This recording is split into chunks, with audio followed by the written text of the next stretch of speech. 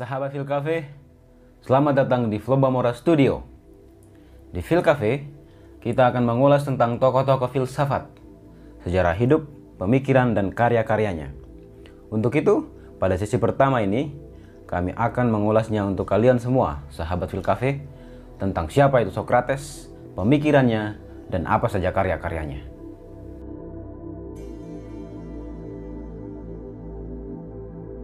Melalui kaum Pusikoi, kita diajak untuk berfilsafat dan mencari inti dari alam semesta. Kaum Pusikoi akan membawa kita untuk melihat bahwa inti dari alam semesta itu adalah air. Generasi selanjutnya dari kaum Pusikoi akan menyebut bahwa inti dari alam semesta itu adalah apeiron atau ketak terbatasan. Pada generasi berikutnya akan bilang bahwa inti dari alam semesta itu adalah udara. Dan nanti pada generasi berikutnya lagi akan menyebutkan bahwa inti dari alam semesta itu adalah jiwa. Kaum Pusikoi berfilsafat tentang alam dan sama sekali tidak menyentuh diri manusia. Itu berjalan cukup lama. Sampai datanglah Socrates. Ia datang membuat filsafat yang tadinya bersifat kosmosentris menjadi antroposentris. Dengan idiom terkenalnya, kenalilah dirimu.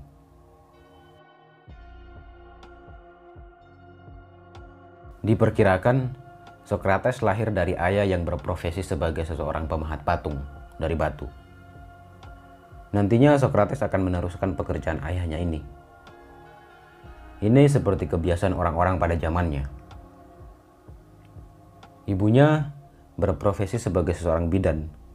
Dari sinilah Socrates nantinya menanamkan metode berfilsafatnya, yaitu dengan metode kebidanan. Socrates lahir bukan dari keluarga yang kaya, bahkan keluarganya cenderung tidak mampu. Karena itu, ia hanya mengenyam pendidikan secukupnya, tidak seperti bangsawan-bangsawan pada masanya. Socrates beristri seorang perempuan bernama Xanthippe dan dikaruniai 3 orang anak. Socrates pernah menjadi serdadu hoplites, yaitu serdadu infanteri yang bersenjata dan bertameng. Sebuah profesi yang dapat dengan mudah dihindari oleh rakyat yang hidupnya berkecukupan. Pada usianya yang ke-70 tahun, Socrates dijatuhi hukuman mati oleh pemerintahan Athena. Ada 3 dakwaan yang dijatuhkan kepadanya. Yang pertama karena ia menolak kehadiran dewa-dewa. Yang kedua karena ia mempengaruhi pikiran anak muda Athena. Dan yang ketiga karena ia membuat kepercayaan baru. Menjelang waktu penghukumannya, murid-muridnya datang mengajak Socrates untuk berlari karena tahu bahwa guru mereka tidak bersalah. Ketika diajak oleh para muridnya itu untuk berlari dari hukuman matinya, Socrates malah mengajak murid-muridnya itu untuk duduk dan berdiskusi. Setelah lama berdiskusi, didapatilah bahwa tindakan yang sudah direncanakan oleh para murid-muridnya itu justru malah salah. Akhirnya, keputusannya adalah Socrates tetap tinggal di dalam penjara sampai tiba waktu penghukumannya. Ia pun mati meneguk racun mematikan, Aletheia.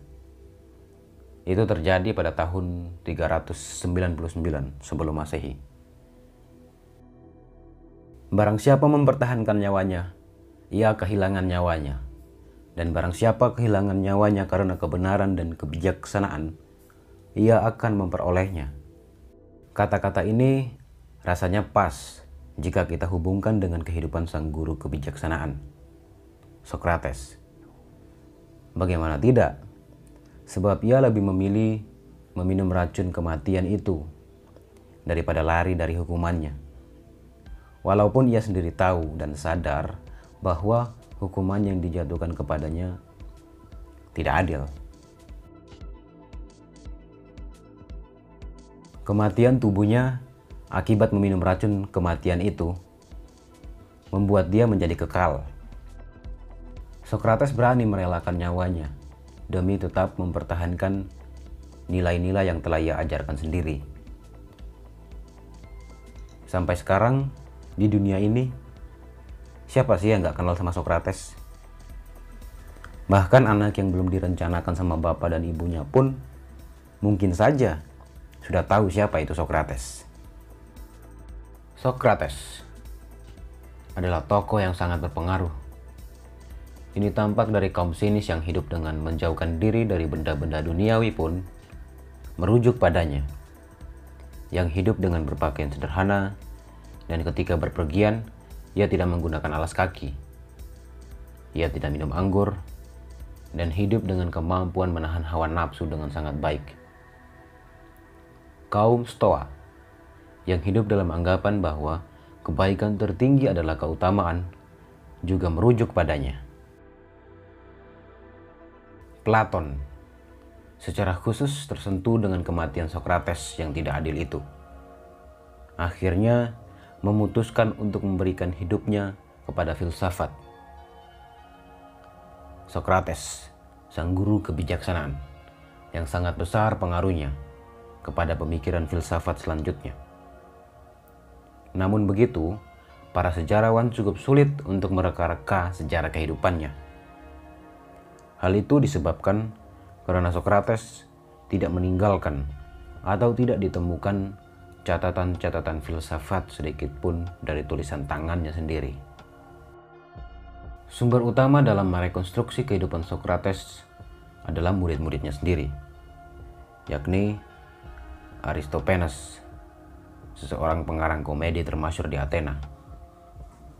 Xenophanes yang mencatat percakapan Sokrates dalam memorabilianya, kenangan akan Sokrates. Platon yang mencatat dialog Sokrates dalam Peudonya, dialog-dialog bersama Sokrates. Aristoteles, murid Platon, yang mencatat ajaran Sokrates dalam metafisikannya. Catatan-catatan Aristophanes dalam The Cult memberi gambaran kepada kita. Memang Sokrates adalah tokoh yang terkemuka di Athena. Namun lain daripada persoalan itu, merekonstruksi kehidupan Sokrates, kita akan dihadapkan dengan jerat kontroversi dua murid Sokrates, yaitu Xenophanes dan Platon. Kedua muridnya ini banyak menulis dengan menggunakan nama sang guru sebagai tokoh utama dalam karya-karya mereka. Tetapi serentak pula dalam tulisan-tulisan mereka menampilkan tokoh sang guru itu saling berlainan. Kalaupun sama, maka Barnett mengatakan bahwa Xenophanes mengekor pada Platon. Dan apabila keduanya menyampaikan sesuatu tentang guru mereka itu saling berbeda, maka sebagian orang akan percaya kepada Xenophanes, sebagian orang percaya pada Platon, dan sebagian lagi tidak percaya kepada kedua-duanya. Dalam bukunya A History of Western Philosophy, Bertrand Russell menggambarkan jika membicarakan tentang pemikiran filosofis yang dikemukakan oleh Sokrates, maka Xenophanes bukanlah rujukan yang baik. Ini mungkin karena Xenophanes bukanlah seseorang yang memiliki pemikiran seperti Platon, yang notabene adalah filosof, yang bisa memahami pemikiran Sokrates. Tetapi dalam catatan-catatan memorabilianya akan Sokrates, akan apa yang dilakukan oleh Sokrates yang tidak bersifat filosofis, maka dapat kita percayai sebagai data sejarah akan Sokrates.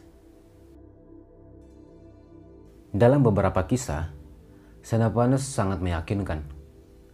Ia meriwayatkan, ini sesuai dengan apa yang dikatakan pula oleh Platon, betapa Sokrates terus-menerus memikirkan masalah bagaimana mendapatkan orang yang kompeten untuk menduduki berbagai jabatan dan kekuasaan.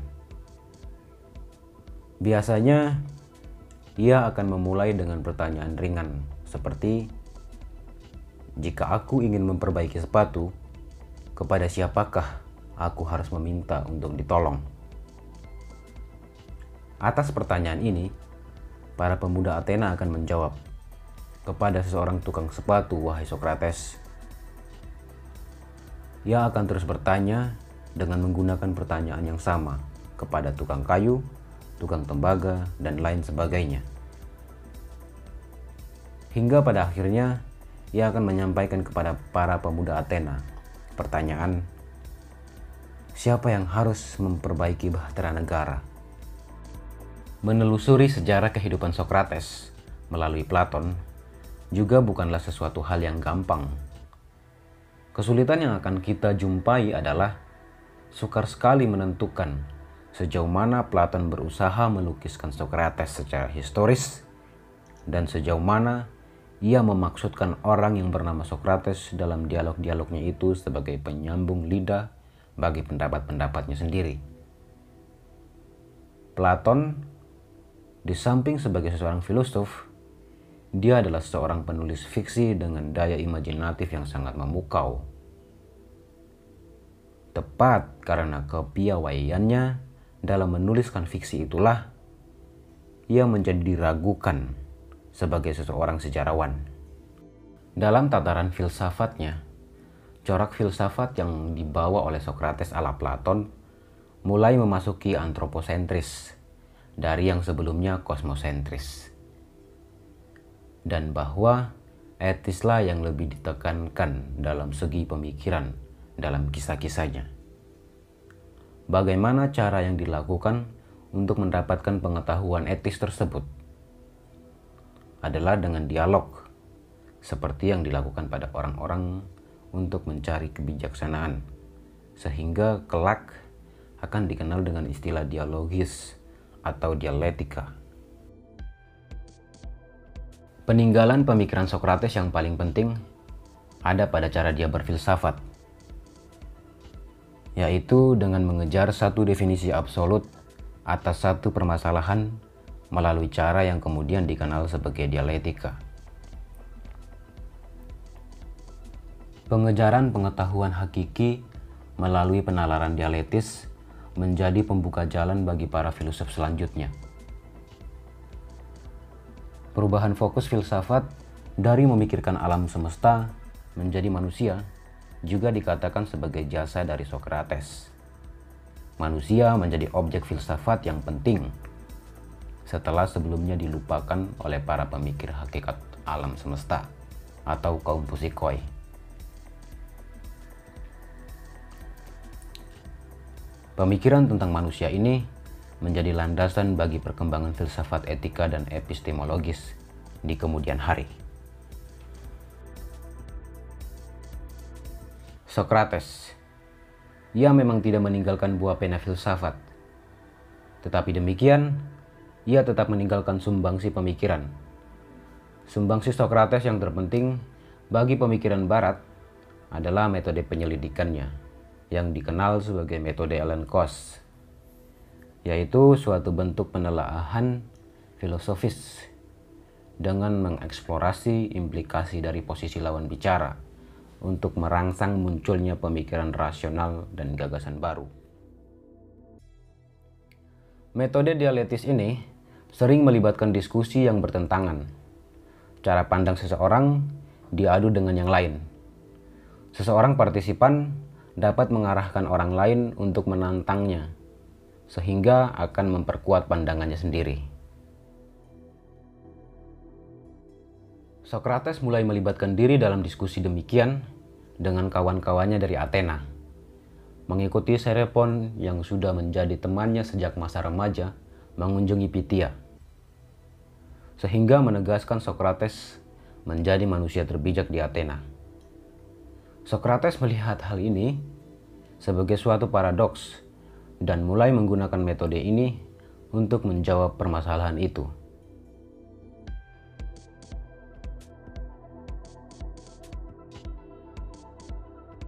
Walaupun demikian, Diogenes Laertius, seseorang penulis biografi dari filosof Yunani, menulis bahwa Protagoraslah yang menemukan metode Ellen Kos yang banyak diterapkan untuk menguji konsep moral yang pokok. Karena metode inilah, Sokrates dikenal sebagai bapa dan sumber etika atau filsafat moral, dan juga filsafat secara umum.